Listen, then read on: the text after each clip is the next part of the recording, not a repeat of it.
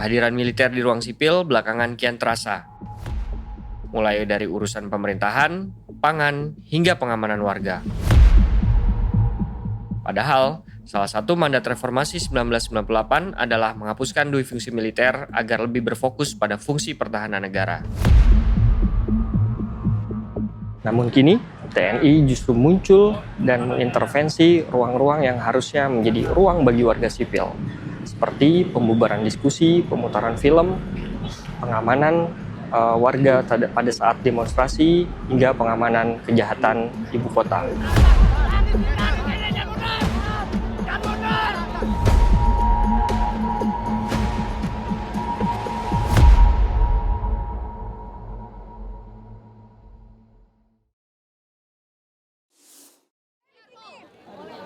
Gue di sini.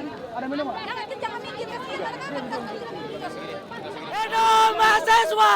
Hidup mahasiswa! Hidup rakyat Indonesia! Hidup rakyat Indonesia! Ribuan mahasiswa dari Universitas Indonesia melakukan aksi untuk merespons situasi ekonomi dan politik pada 12 Juni 2026.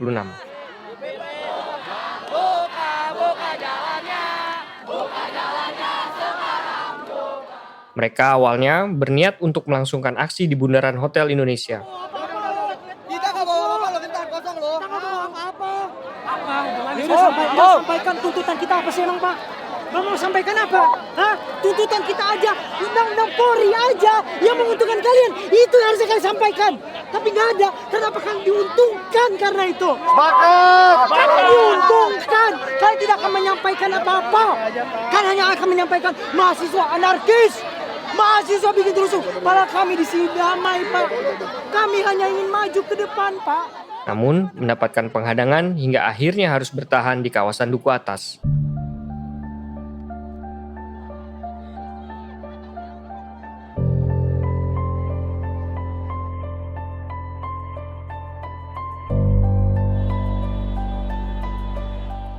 Tidak hanya dari kepolisian, namun juga sejumlah aparat TNI ikut membuat barikade untuk menghadang mahasiswa.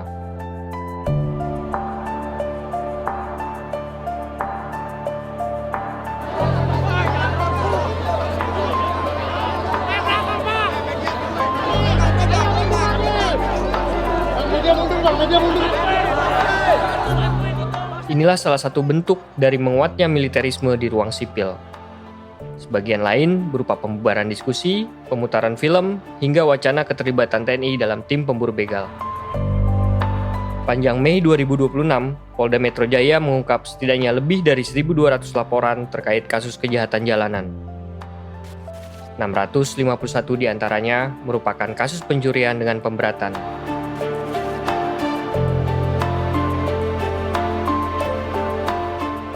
Setidaknya ada sejumlah titik yang dianggap menjadi wilayah rawan begal dan tersebar di hampir seluruh wilayah Jakarta.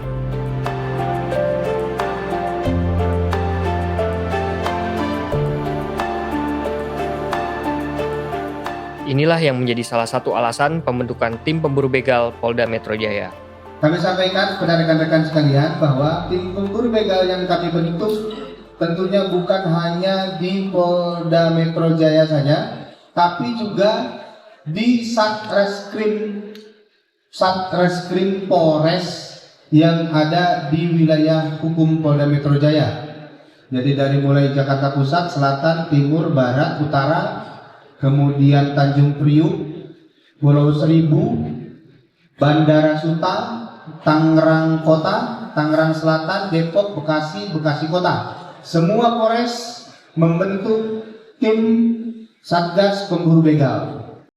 Pada pelaksanaannya, kepolisian juga menggandeng TNI dalam upaya pengamanan kejahatan jalanan ini, termasuk untuk terlibat dalam pemburuan begal. Komitmen Polda Metro Jaya bersama Kodam Jaya dalam pengungkapan beberapa kejahatan jalanan yang menjadi perhatian publik, khususnya tindak pidana pencurian dengan kekerasan, pencurian dengan pemberatan, dan pencurian kendaraan bermotor. Nah, ini tentu kita akan mundur kembali dari semangat reformasi itu sendiri sejak tahun 98 yang memisahkan antara fungsi TNI dan juga fungsi kepolisian gitu. Nah, itu yang berbahaya dan kemudian juga dikhawatirkan nanti ketika cara pandangnya adalah ini adalah ancaman kedaulatan negara, ancaman keutuhan wilayah negara. Nah, ini akan dipandang sebagai perspektif atau logika perang. Jadi ancamannya itu adalah pertempuran dan dikhawatirkan ini akan terjadi penggunaan kekerasan yang berlebihan atau excessive use of force. Nah, itu yang dikhawatirkan ketika kemudian nanti TNI terlibat dalam ranah-ranah sipil. Keterlibatan TNI dalam tim pemburu begal pun berangkat dari misi pembentukan Batalion Teritori Pembangunan atau YONTP.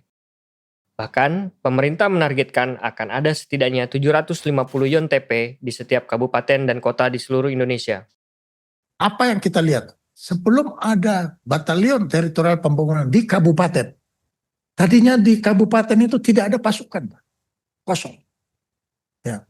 Apa yang terjadi? Begal, kriminal, itu besar sekali. Ya. Tapi setelah kita berada di situ membuat pangkalan, dan pangkalan itu sudah jadi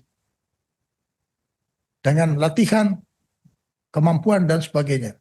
Ini begal kriminal itu yang tadinya minus sekian persen, sekarang menjadi plus sekian persen kriminalnya hilang. Sudah di atas 50%. Dan ini adalah tugas dari Batalion Teritorial Pembangunan dengan melakukan patroli keliling. Batalion Teritori Pembangunan itu kemudian dikerahkan untuk penanganan sektor-sektor sipil, itu tentu telah jelas gitu bahwa militer mulai masuk ke ranah-ranah sipil. Dan ketika nantinya begal juga akan ditangani oleh militer, meskipun sudah ada statementnya bahwa militer tidak akan ikut campur dalam hal penegakan hukum, hanya ikut mengawasi dan memburu begal, tapi tetap saja logika yang hari ini diperlihatkan oleh negara adalah cara berpikir negara yang mengatakan bahwa ini adalah ancaman kedaulatan negara, ini adalah ancaman yang sifatnya sama dengan peperangan. Nah, itu yang harus kita hentikan dan sudah ada menjadi fungsinya kepolisian itu sendiri untuk kemudian menindak tindak pidana, yaitu yang harus dijalankan. Wacana ini kemudian mengingatkan kita pada operasional Komando Pemulihan Keamanan dan Ketertiban atau Kopkamtib di era Orde Baru. Meski awalnya berfungsi untuk memulihkan stabilitas nasional pasca peristiwa 65, namun Kopkamtib juga ikut masuk dalam pengamanan kejahatan jalanan. Salah satunya adalah peristiwa penembakan misterius atau Petrus yang terjadi pada awal tahun 1980-an. Korban Petrus mengalami eksekusi di luar proses pengadilan atau extrajudicial killing. Menurut data laporan pengaduan Komisi Nasional Hak Asasi Manusia atau Komnas HAM, tidak kurang dari 2.000 orang menjadi korban Petrus. Meski dari penelitian David Boucher, korban Petrus pada rentang tahun 1982 hingga 1985 mencapai lebih dari 10.000 orang. Nanti kekhawatiran adanya TNI itu dilibatkan di operasi pemburu begal atau menindak para pelaku begal, ya kita khawatir kejadian seperti adanya penembakan misterius dari tahun 89 sampai 98 di era Orde Baru dengan kebijakan dari Pangko Kaptibnas itu kemudian bisa menimbulkan trauma kembali bagi masyarakat.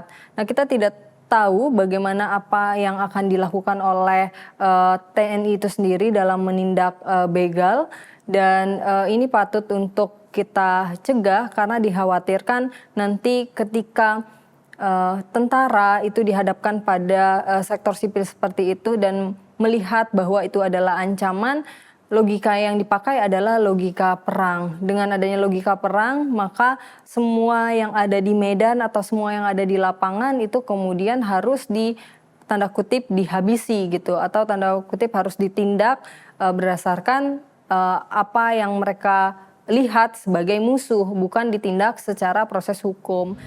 Ini korban! Jangan diam! Jangan diam! Kekhawatiran masyarakat terkait dengan semakin masuknya TNI ke ruang sipil pun tumpah pada aksi Kamisan. Para korban dan keluarga korban pelanggaran HAM serta warga ikut mengkritisi hal ini. Salah satunya Rusin, orang tua dari Fikri, korban salah tangkap yang dilakukan oleh kepolisian. Fikri dituduh sebagai pelaku begal oleh pihak Polsek Tambelang, Bekasi, hingga akhirnya dibebaskan karena tidak terbukti di pengadilan.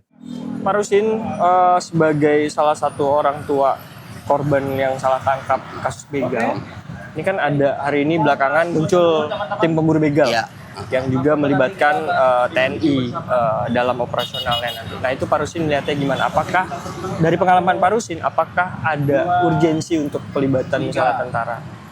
Kalau menurut saya nggak ada urgensinya sama sekali. Buat apa? Tupoksinya TNI kan beda.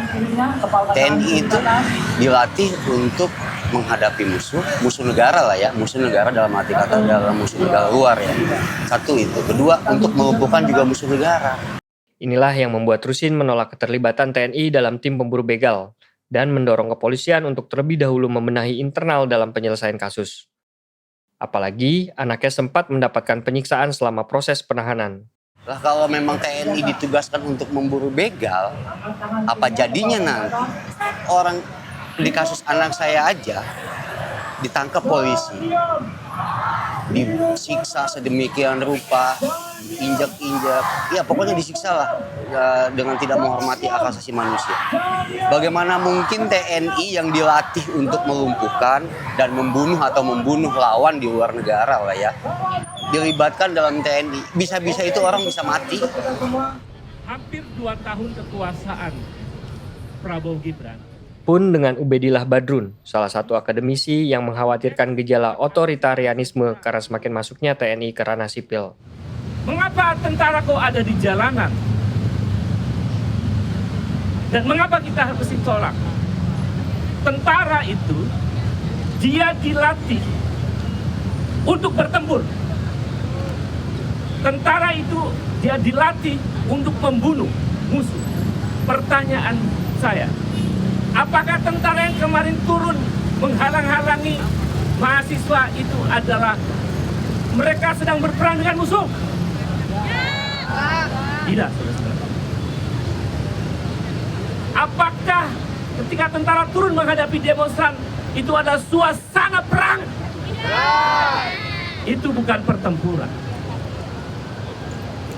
Karena itu adalah upaya dari rezim sesungguhnya untuk menciptakan rasa takut dan untuk demi kepentingan kekuasaan.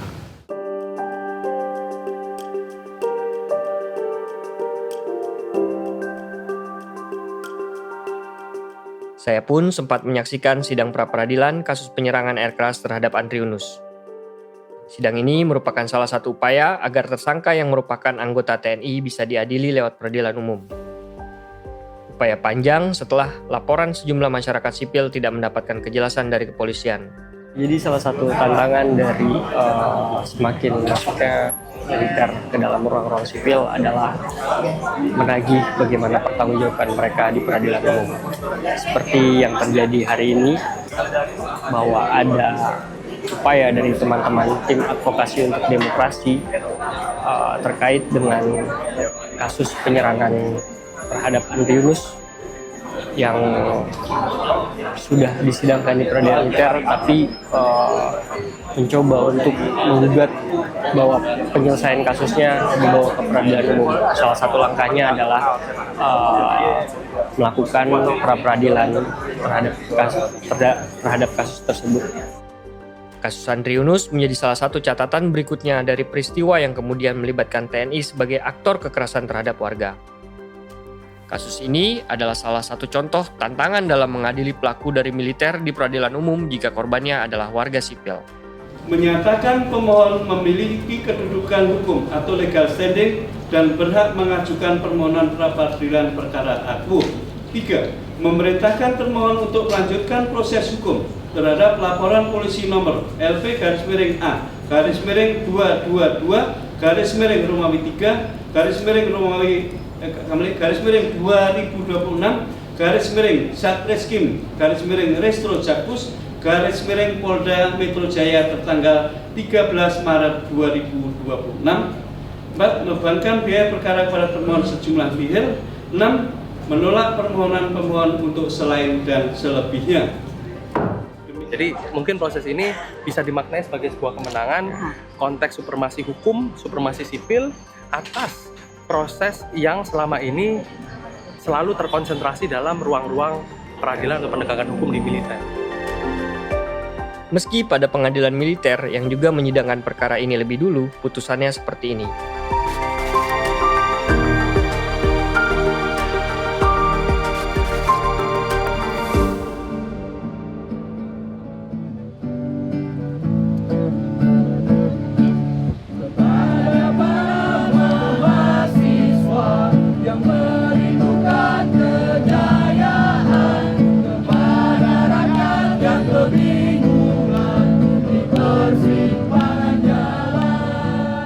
Ketika hari ini tentara semakin sering hadir di ruang-ruang masyarakat sipil, apakah kita sedang diperlihatkan upaya negara untuk memperluas dan melindungi warga negaranya, atau justru hari ini kita sedang diperlihatkan upaya betapa mengecilnya ruang-ruang sipil dan ruang-ruang demokrasi di Indonesia saat ini.